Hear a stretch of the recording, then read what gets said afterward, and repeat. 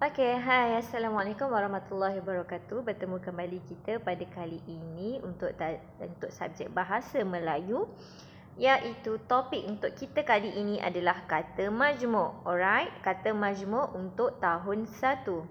Mungkin sebelum ini teacher dah upload video tapi secara visual. Sekarang pada hari ini teacher akan terangkan satu persatu apa itu kata majmuk untuk tahun 1.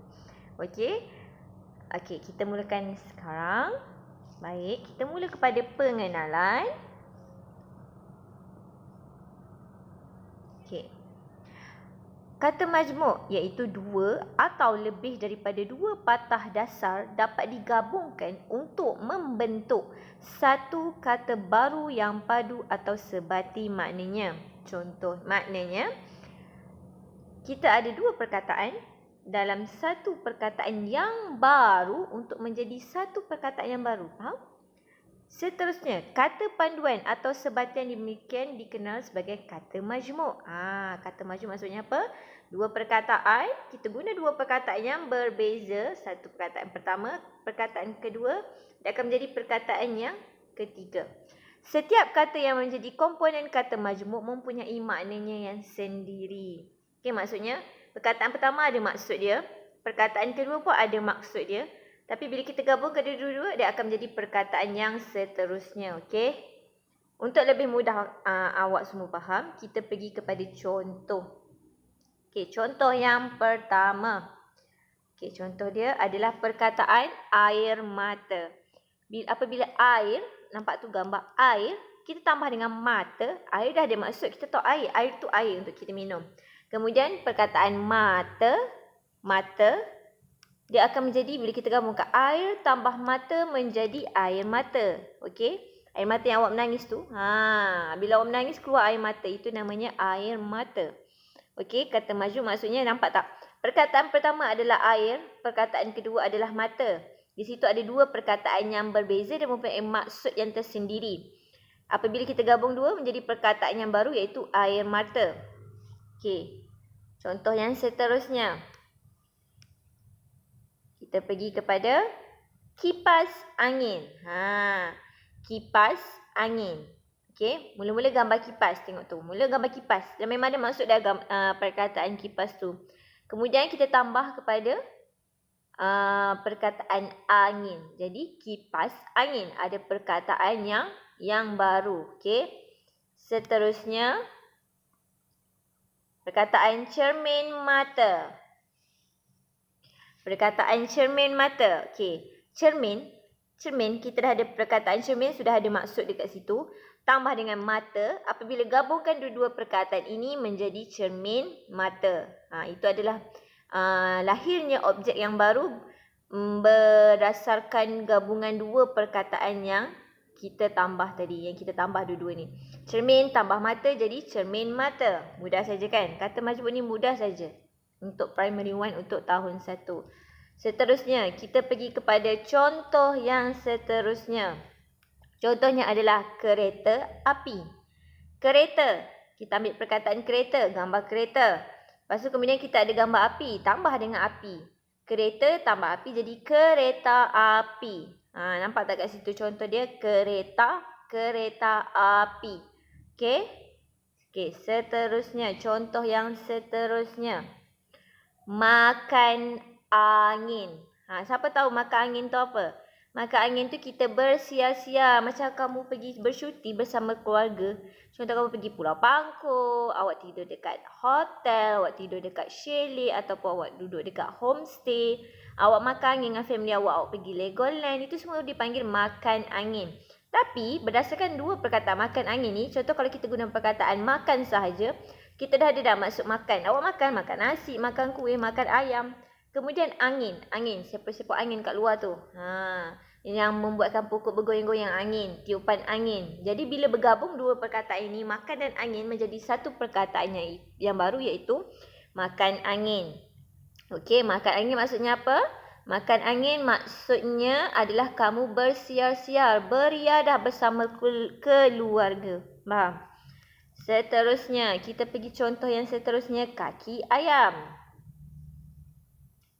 Okey, kaki ayam. Contoh, kaki.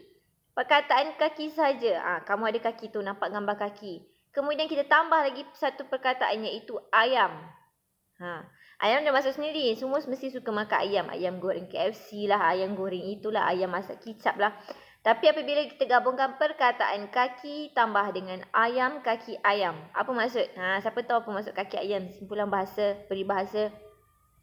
Kaki ayam maksudnya kamu berjalan tanpa memakai kasut ataupun selipar ataupun sepatu. Okey?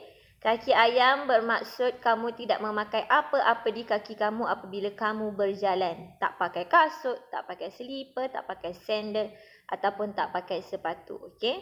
Macam kaki ayam.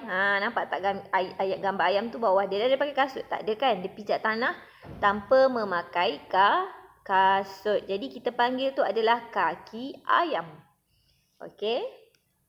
Contoh yang seterusnya. Kita pergi ke contoh yang jam tangan. Okey, jam tangan. Apabila jam campur dengan tangan, dia akan jadi jam tangan. Kalau perkataan jam saja kita dah boleh nampak dah gambar jam. Oh, jam dekat dinding. Kita dapat gambaran dah.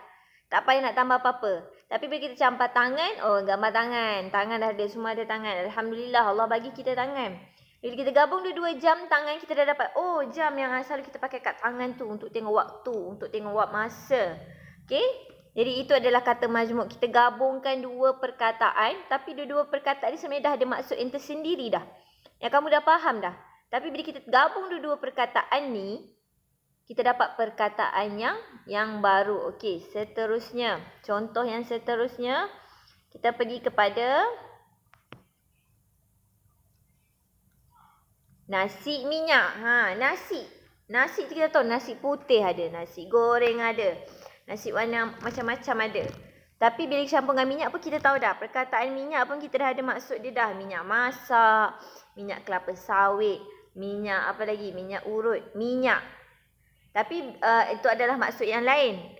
Tapi apabila nasi tambah minyak, dia akan jadi nasi minyak. Bila kita jumpa selalunya nasi minyak? Selalunya kita akan jumpa nasi minyak ni pada waktu kenduri kahwin. Dan nasi warna-warna kuning tu, makan dengan air masak merah, daging masak hitam. Itu adalah nasi minyak. Perkataan nasi minyak ni adalah gabungan daripada perkataan nasi yang mempunyai maksud tersendiri. Begitu juga dengan minyak yang mempunyai maksud yang tersendiri. Seterusnya, kita pergi kepada contoh yang terakhir iaitu kapal terbang. Kapal terbang, contoh kapal. Kapal kita ada kapal laut. Dia dah ada maksud kapal laut, kapal selam kan. Kemudian kita campur dengan perkataan terbang. Kita dah tahu dah sifat burung tu adalah terbang. Adakah kita nampak burung tak terbang? Mungkin kalau burung tak terbang tu dia punya sayapnya, dia punya kepaknya sakit ataupun cedera. Tapi apabila kita tambah perkataan kapal tambah dengan terbang, jadi kapal terbang iaitu perkataan yang baru. Okey? Perkataan yang baru. Nampak tak contoh-contoh yang teacher bagi semuanya mudah saja untuk kamu semua faham. Okey? Kata majmuk ni apa? Kata majmuk ni adalah dua perkataan yang sebenarnya kalau tak ditambah dia ada maksud yang tersendiri. Contoh macam kapal dah ada maksud dia, terbang dah ada maksud dia. Tapi kita menggunakan dua-dua perkataan ini untuk menjadikan lagi satu perkataan yang lebih padu, yang lebih padat untuk kita faham. Okey, faham tak kata majmuk? Mudah sahaja. Tidak semestinya kata majmuk yang teacher bagi contoh tu je yang ada. Sebenarnya banyak lagi contoh yang awak boleh cari. Kata majmuk tidak semestinya yang teacher sebut tadi. Banyak lagi, okey, yang kamu boleh pakai. Kalau kamu banyak baca buku, banyak lagi kata majmuk yang kamu boleh jumpa. Okey, teacher rasa sampai di sini saja untuk tajuk kita pada kali ini iaitu kata majmuk, iaitu tajuk yang sangat mudah untuk kamu fahami kerana benda tu kamu hanya tambah sahaja perkataan lain yang mempunyai maksud tersendiri dan lagi satu perkataan yang mempunyai maksud tersendiri. Okey, sampai di sini saja topik kita pada kali ini iaitu kata majmuk. Wassalamualaikum warahmatullahi wabarakatuh. Bye.